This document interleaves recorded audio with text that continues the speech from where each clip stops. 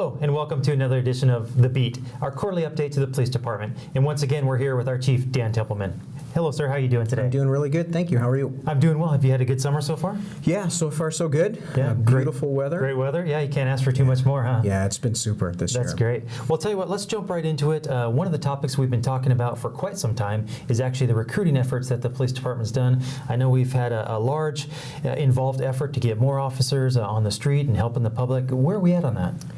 Well, Aaron, we're making progress. We currently today have 23 new police officers in our process, and when I talk about the process, that's anywhere from conditional job offer to an officer that may be just getting ready to be released on his or her own out on patrol. And so 23 officers is a very large number, and but we're very excited to have all these new police officers that are in our process and soon to be out patrolling the streets of Everett. So now, are we still looking for additional officers, or kind of where are we at in that whole process? I know at the very beginning the advertisement was for 15 officers. 23 is a few more. It might be a little bit confusing. How does that work? Yeah, so we still have vacancies on the department, and so we're still being very aggressive in our recruiting efforts and getting out into the community to get the word out. And our own police officers are probably our best recruiters.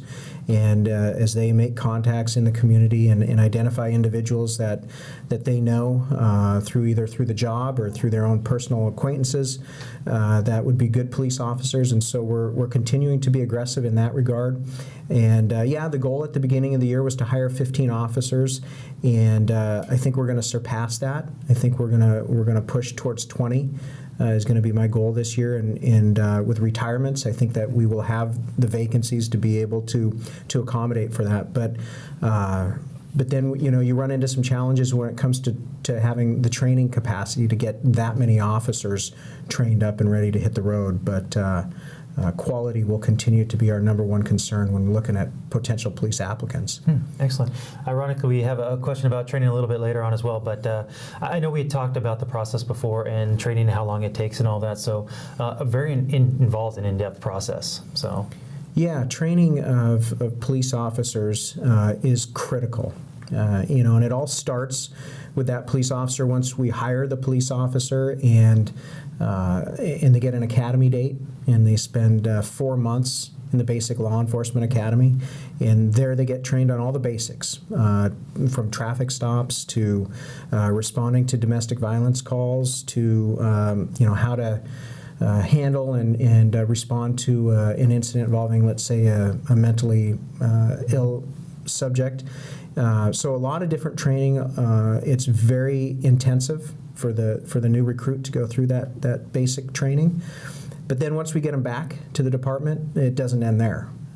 There's a lot more training that takes place. So once that officer comes back, they'll go through their own training phases here within the police department to get them ready to go out on their own. So they'll spend about 3 months with a training officer, and there's other training that they'll participate in during that time. But once they're released out on their own, as a department, again, we see the value in the ongoing training. So, and as does the state. So every year, all police officers are required to attend at least 24 hours of ongoing training.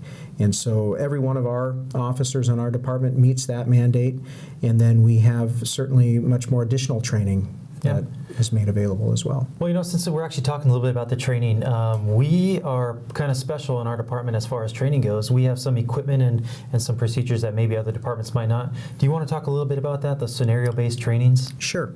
So obviously a very important part of being a police officer is firearms proficiency and firearm safety, and knowing when to deploy your firearm, when to have it out, when you need to use it. And then being accurate in that. And so, we require that all of our officers qualify on our police range every quarter. So that is a requirement for our department. And then we also are very fortunate in Everett to have a piece of equipment called the VirTra simulator. And what does that do?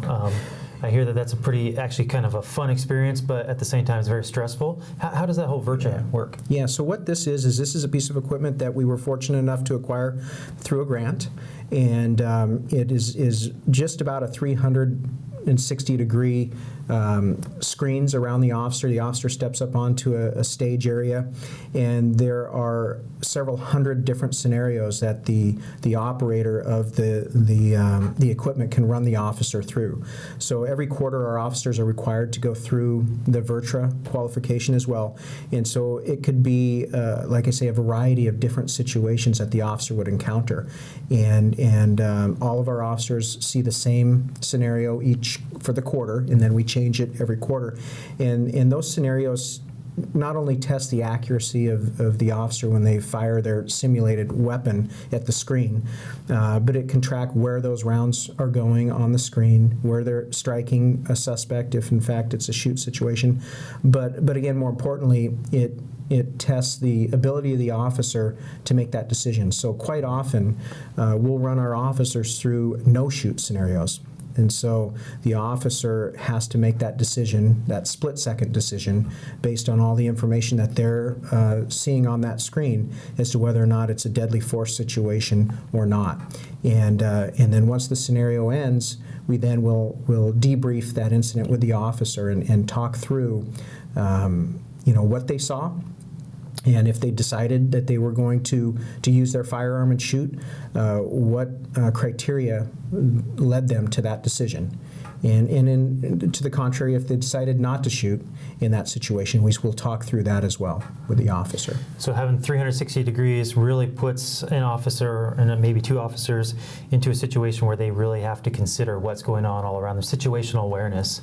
I think that's pretty important when you go through that training, don't you? It's absolutely important, and it really is designed to mimic real life. So to the extent we can, we want to put the officer right in that situation. So whether it's, they're responding to a domestic disturbance in a home, or whether they're on the top floor of a parking garage responding to a vehicle prowl complaint, they have to have that situational awareness. They have to know what's going on around them, that 360 degrees at all time, because you don't know where that threat may come from. And so we have, nighttime scenarios, daytime scenarios, again, just all different kinds of situations we can put our officers in that we believe are very realistic, and train our officers to a level that I think is critical for today's police officer.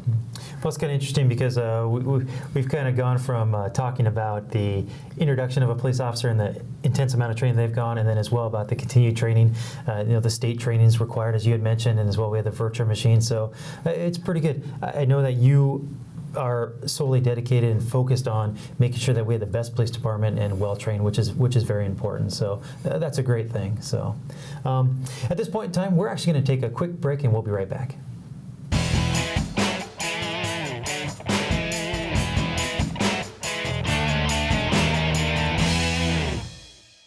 Welcome back.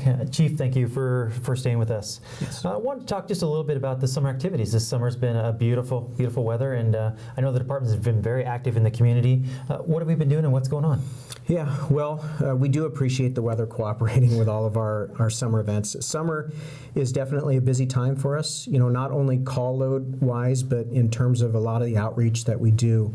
Certainly it's important for us to interact with our community in positive ways throughout the year, but it's during the summer months that we really get into the community and host some of our hallmark events. And so I know we've completed our Casino Road Football Academy, and I was out there visiting that event, and so impressed with the organization and Sergeant Manny Garcia and the work that he's put into that program out there.